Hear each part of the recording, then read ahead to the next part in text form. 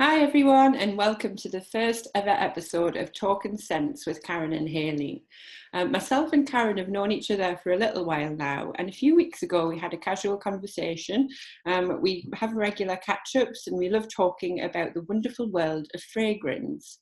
And in our last conversation we had a crazy idea that we thought it would be a wonderful thing to start our own YouTube channel and podcast around our favourite topic, fragrance.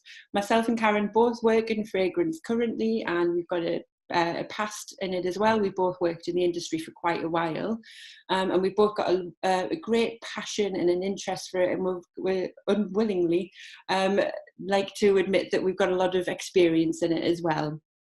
So we thought, why not share that with other people? So Karen, are you going to tell everyone how we met initially? Yeah. Thanks, Hayley. Yeah, we met in an online business group. So despite the distance between us, we formed a friendship. We would never have met without this group. So we formed a friendship because we have these similar interests and similar background in fragrance. So it's been really great to get to know Hayley and have somebody else in my life who is as passionate as I am. My business is I make retail products for retail called Pocket Potions, and I also offer bespoke services to individual clients. And Hayley does consulting and has background in corporate the corporate world of fragrance. So combined, we thought our skills are really very complementary, and we've been talking for a while about how we could use that. How we could use those complementary skills to help people, and we have formed a business called Signature Scents, which we're going to be moving forward with. So that's where we were when we started to develop this idea. We were talking about how we could let people know about our business and showcase our knowledge at the same time in a way that would be fun. So that's where we're at now. Brilliant. Hey, I was just going to say, I like what you said about having people, finding someone else that you loved in your life that loved fragrance, because it is quite a small industry, and because there's not a lot of us around the world that work in the world of fragrance, unless you find yourself in it from an industry perspective, it can be quite lonely. And I do have a lot of connections in the industry, and I have met a lot of people along my way. But since I left my corporate role last year, it's just nice to find people that I can connect with on a daily basis again, because I don't necessarily have that since I left my corporate career. Yeah, that's true. I watched an interview once with a perfumer. No, I didn't. I read an interview, and the interviewer said, "Oh, I've never met a perfumer before." And the perfumer, who was one of the big names, said, "Well, I'd be surprised if you had. We're rarer than astronauts," which has always stuck with me. That's quite fun. Don't think it's necessarily true anymore. There is a definite rise of independent perfumers. Yeah. But it's a nice sort of thought to have in the back of your head if you manage to rise to the top, that you'd be rarer than an astronaut. Yeah, it's a nice statistic, isn't it? Yeah. So should we go into our history? I think it'll be nice for people to understand where we've come from and our expertise, and I suppose how we fell in love with the world of fragrance. Do you want to go first? Okay. Okay then. Yeah, so my background is that I trained as a nurse after having my children. So I'd had a career break already, and I trained as a nurse, which was my childhood ambition. And when I got to the end of my training, I realised that really that wasn't for me, and I was much more interested in helping people on a one-to-one basis.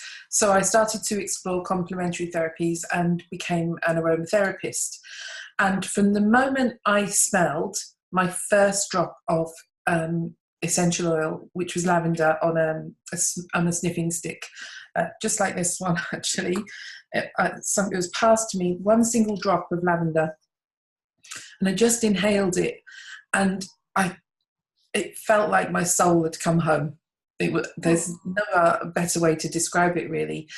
It was just this one drop is passed around a group. I think there was 6 people in this introduction to aromatherapy class that I was in, and it was passed around. And as I inhaled this fragrance, I could feel it affecting every cell of my body. It was a really, really magical experience. And I came to think of essential oils as precious drops of liquid magic. And I've carried that through sort of my career now. So I went on to study aromatherapy. That was an introductory module. I did 6 or 7 further modules. And then I went on to study a thing called aromatology, which is using essential oils in almost a medical capacity to actually physically heal. So I am now a clinical aromatherapist. So I had nearly 12 years experience of clinical aromatherapy behind me, and I'd moved from using it in massages or just making fragrances for people that would help them feel better to using them to design fragrances for rooms and even shops. And then I had an opportunity to go on a 1-day perfumery course, and just gave it a try. It was a natural perfumery course because, of course, I was evangelical about natural oils, and I was determined that I wasn't going to go to the dark side and look at perfume fragrances.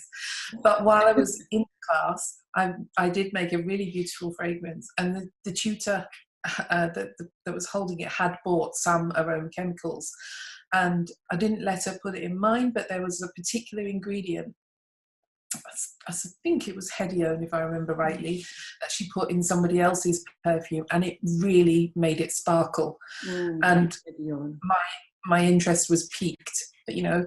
So it was about a year later I had an opportunity to go and do a professional intensive perfumery course at quite short notice, and I hopped on a plane and went over and did this 3-week intensive course. And the reason I'd gone, it was in Thailand. Yeah. But I went. The reason I went and did the course was because I'd reached a point in my aromatherapy business where I was starting to think about making products for people, and I'd noticed that the concentrated fragrance was smelling different across different bases, and I needed to get that chemistry knowledge to help me adjust the fragrances so that the differences wouldn't be noticeable to my customers. And that was the reason I headed off on this course. And because, funnily enough, a few years previously, I had registered a business domain, and somebody had said to me, "Oh, are you a perfumer?" Because it did have quite a fancy name, and I'm not telling you what it was. Oh, So no. but he said, "Are you a perfumer?" And my response was, "Don't be silly," because I didn't think that somebody like me could be a perfumer. But it must have really hit home with me, because as soon as this opportunity to go on this perfume course came up, I was like, "Oh, you know, I'll go and see, even if all I get out of it is this chemistry that I need to know." But within my first week, I was fully in love. For the second time in my life, bearing in mind this is my sort of second life, this is post children, I was properly hooked in. I couldn't believe what you could do with these extra ingredients. And I compare it to, like, you know, when you're a child and you have your set of 12 felt tips, and you feel grown up because you've been given felt tips coming on from your pencils, and then next Christmas you get 36 felt tips, and then about 3 later somebody will give you a pack of 144 different colours, and it's like mind-blowing how many different colours there can be. Well, that was the same sort of feeling that I got when, you know, because when I went, I think I had about 85 different essential oils at home, but here in this perfume laboratory, where I think it was something like 700 different fragrances to play with. So my mind was blown. And at the end of the week, we had this homework to do, that we had to draw a picture and keep it a secret, keep it to ourselves, but bring it with us the next day and make a fragrance that would illustrate that picture. And my drawing I don't know why I did this, but I decided to draw a unicorn in a fairy glade. Why not? But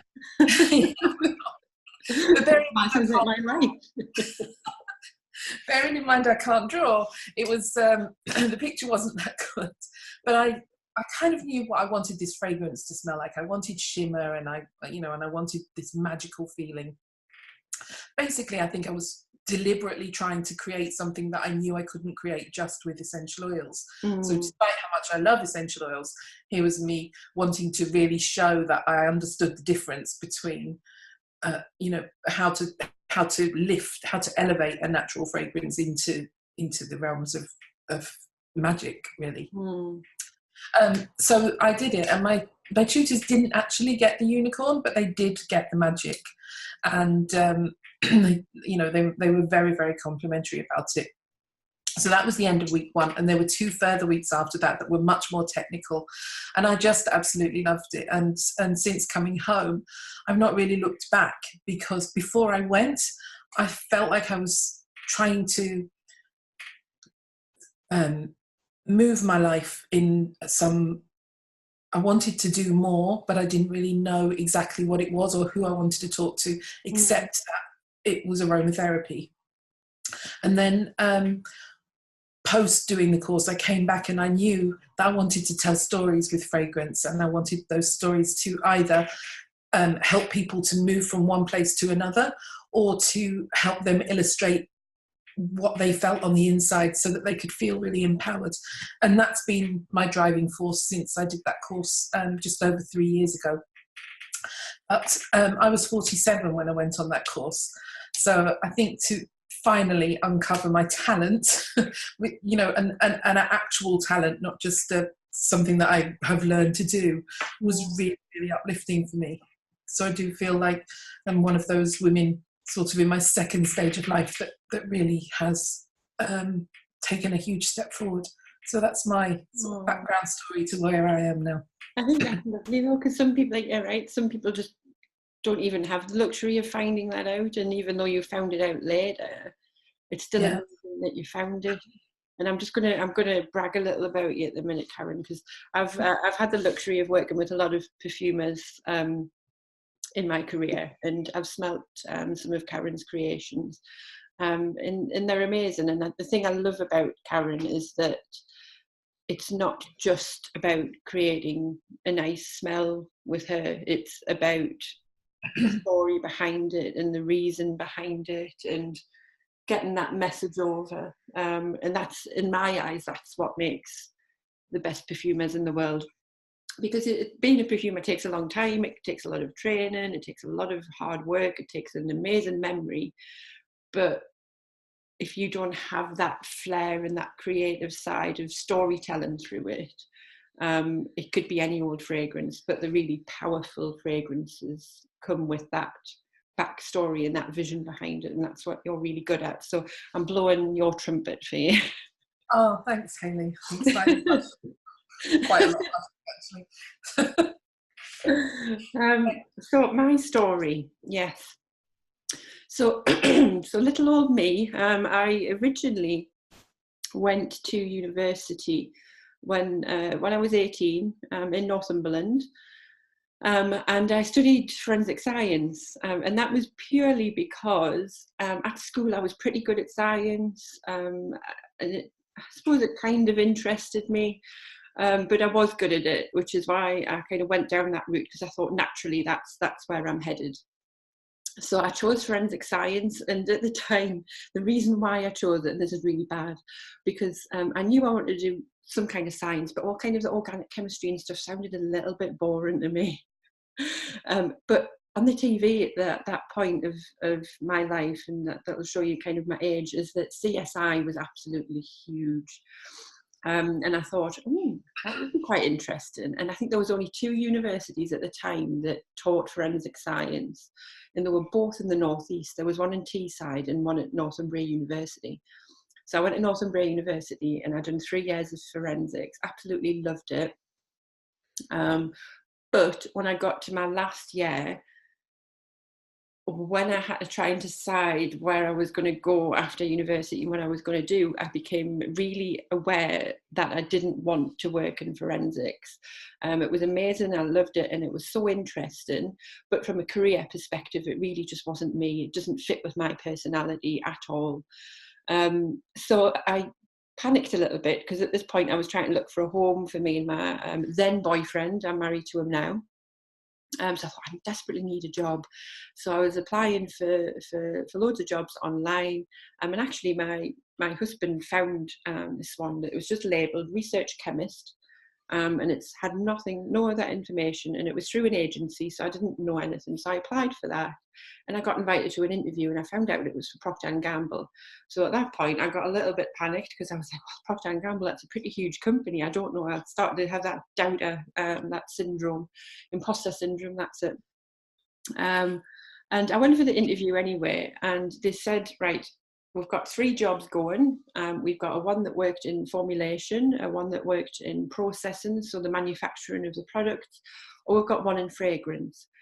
So I went through a 3-hour interview. I went home to my boyfriend and I went, Pete, there's this one job in fragrance and I really don't want that one. And it's embarrassing when I think about it now, but I thought I need to be in more of the science-based things. I need to be in that.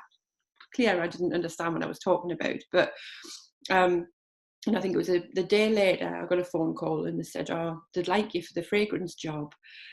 And I'll be honest, my heart sunk. And that was purely because I didn't understand what it was. I didn't even know that there was a whole industry behind it. I just didn't get it. But I couldn't turn it down. I was like, I need a job. I need to get money coming in. So I accepted it. And I graduated. No, sorry, I didn't graduate. I finished uni on a Friday. And my course was done and I started at P&G on the Monday, didn't even give myself a holiday, very committed. And then I started on the Monday and within a week I'd absolutely fallen in love with it. And that's because I had such a deep dive into the world of fragrance and what it was. And I kind of took a step back and I was like, oh, actually that is really interesting. I realized how scientific it was. And it's hugely chemical based, talking about organic chemistry and all the bonds and how they interact with each other, and it's hugely creative. And actually that's what made me realize that I was quite creative as well. I'd always put myself into the camp of science before that because that's what I was good at. But then when I kind of look back in my past, the stuff that I loved doing when I was little was colouring, was crafting, was making things out of nothing. But it didn't seem to come as natural to me. I didn't excel in it, whereas I did in science. So I went down that path. But this is what kind of made me realise, is like, well, actually, you can have a job where it's got both of those elements in it. So I quickly fell in love with it anyway, and I started as a perfumer's assistant. So that is basically where you're in a lab and you're weighing up the perfume formulations. And I was like that for maybe about 2 or 3 years. So a perfumer's assistant, but also a lab assistant as well. So I was looking after all the raw materials. So Karen, you mentioned before about walking into a room with like 700 materials. I was responsible for a big stock room of about 2,000 raw materials, which that was a really dull job, but it was part of it all. That then graduated up to a slightly different role where I became a project manager in some of the projects. So I worked specifically at the time in laundry and home care. So I was working on brands like Daz, Ariel, Assay, Fairy, things like that.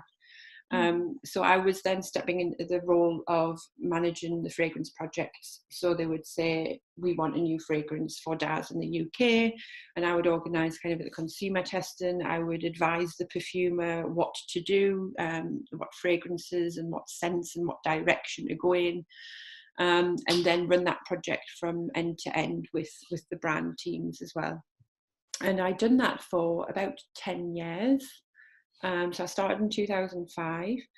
And I loved it, absolutely loved it. It was difficult at times, but I did love it. It was the creativity, the scientific element of it, the project management side of it, absolutely loved it. And I was lucky enough to travel the world with it, because I was working on global projects. So I went to like Mexico, Philippines, the US, Poland, things like that. It was fantastic.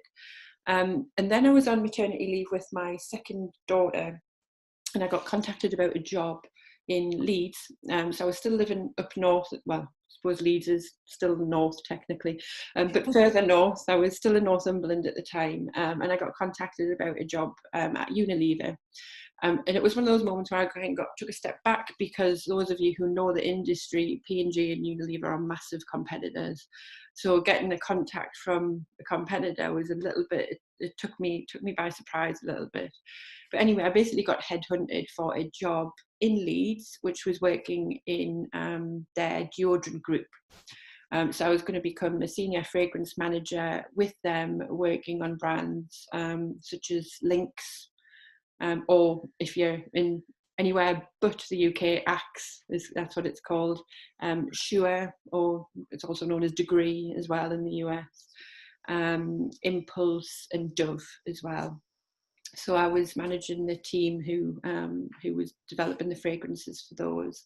And I worked there for about 3 years. So that was a nice big step up in my career. I was managing projects in P&G, but then this one was kind of managing a team and managing the department as well, which was very difficult, but I loved it. It added a huge different element to my portfolio, I suppose, because I was getting involved in things like regulatory, the finance side of it, the sales side of it, a lot of it in the marketing, as well as the stuff I'd done previously, which was in the evaluation and the development of the fragrances as well. So I kind of got a real rounded approach to it. But then last summer I left. I suppose the best way to describe it is that I felt like I needed to retire from corporate. I'd worked about 13 years in a corporate setting.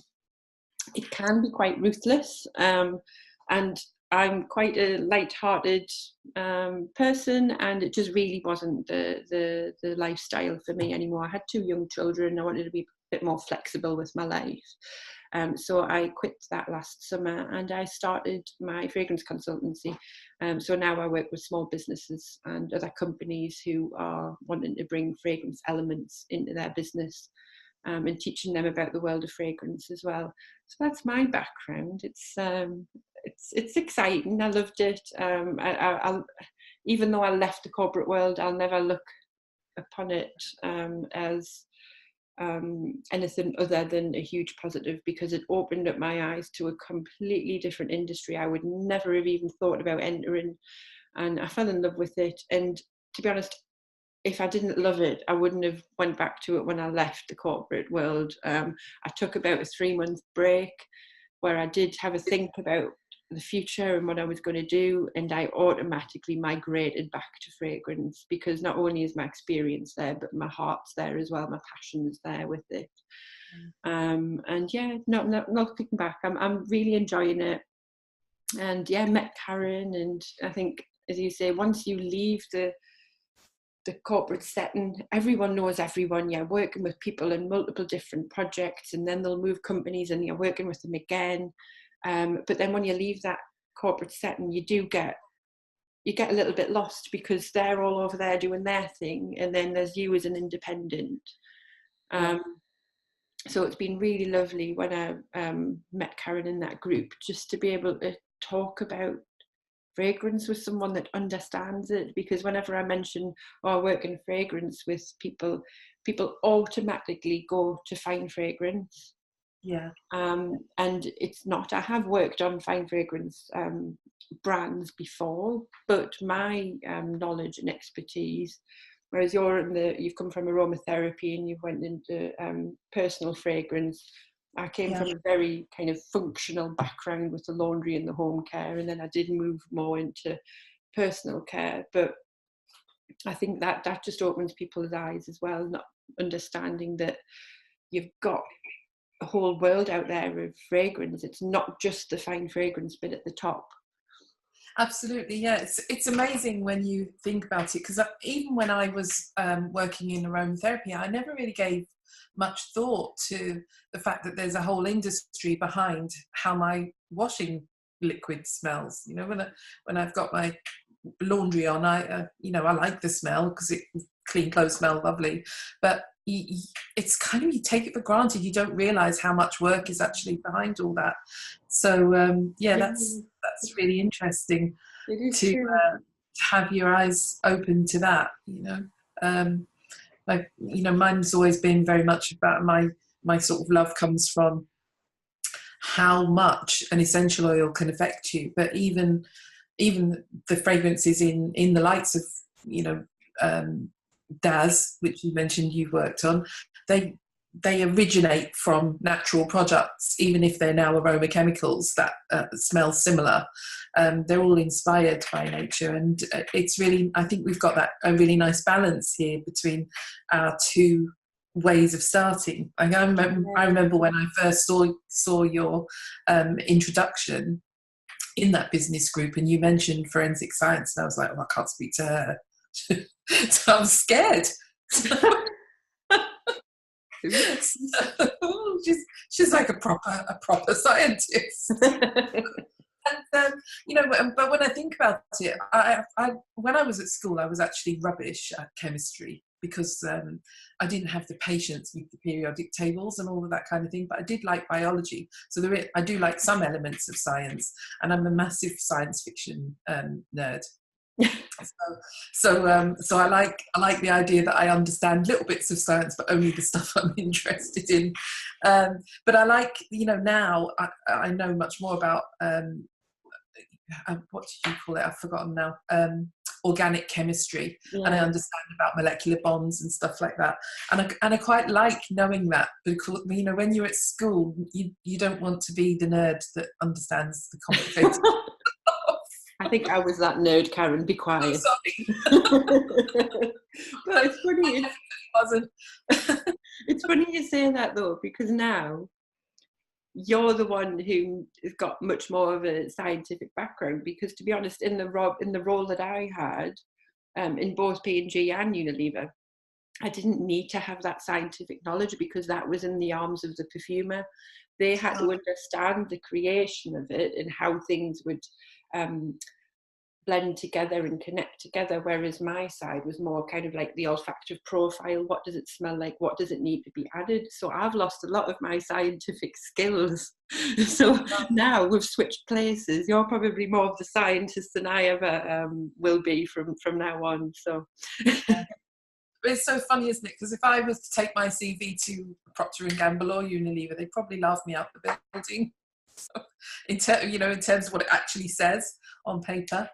Yeah, and I think the industry is funny like that, and I suppose we'll come across this in future weeks. We will talk a bit about the industry and how it works and how you get into it and the different types of jobs you've got and such. But to be honest, it is a difficult industry to get into, and unless you can prove that you've got a science base, such as organic chemistry. I mean, organic chemistry is the obvious one.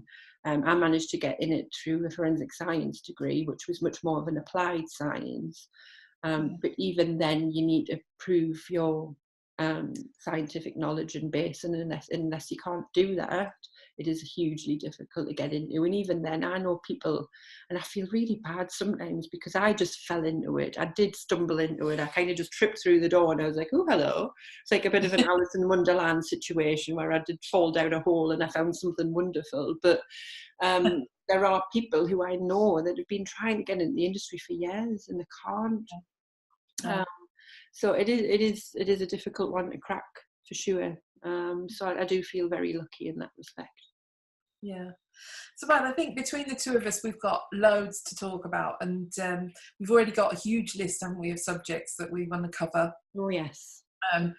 We are so excited about going ahead with this and seeing what we can come up with. And so even though we've got a huge list of subjects, we'd love to hear from anyone who's listening to this introduction with your questions and things you'd like to know, because we can always add them. And I think, we probably need to do more than one a week, bearing in mind the size of the list we already have and the potential questions and the things that are going to show up. Because even during this conversation, I'm having to hold myself back from wanting to add something else. So we've got a lot to say, and we're excited to share it. And we can't wait to get started, really. So, as I say, we want people to get in touch, don't we, Hayley? So that what they want to know about. Our list currently, we've got on there that we may do some perfume reviews in the future, because we want to be able to look at the industry as a whole. We're not just going to limit it to small niches. We want to keep it as broad as possible. So yeah, do get in touch and let us know what you'd like to hear about. Yeah, we'd love that. And as Karen says, we're so excited to be doing this. And I think we've got a list of about 30 things already, and we'll quite happily add to that. And for us, this is about uncovering the world of fragrance. It is, and I've heard people say this before, it is a bit of a black art. It's because it's either you don't know exists, or B, you know it exists, but you've got no idea what goes behind closed doors. And luckily, me and Karen have got perspectives from lots of different angles that we can give you, and we really kind of want to take you on that journey of just understanding and making sense of fragrance and the industry itself. So as I say, we'll be releasing some videos every week, probably more than one, as Karen says, because we've got so much to talk about. And I was the same as you, I had to stop like getting in and saying, oh, that's a good topic, Karen. But yeah, if there's anything that you want to know about, we will certainly do a video on that. So just write in the comments below, ask any questions, make any comments, and just generally say hi. So yeah, I think that's probably it for our first episode. We really wanted to get to know you guys and let us know what you want to know about from us. And we just thought it would be really lovely to introduce ourselves and our background, so when we're talking and describing a lot of the things in the future, you kind of know what angle we're coming from and what experience we've had as well. So yeah, drop us a like or a comment, and we will see you on the next episode.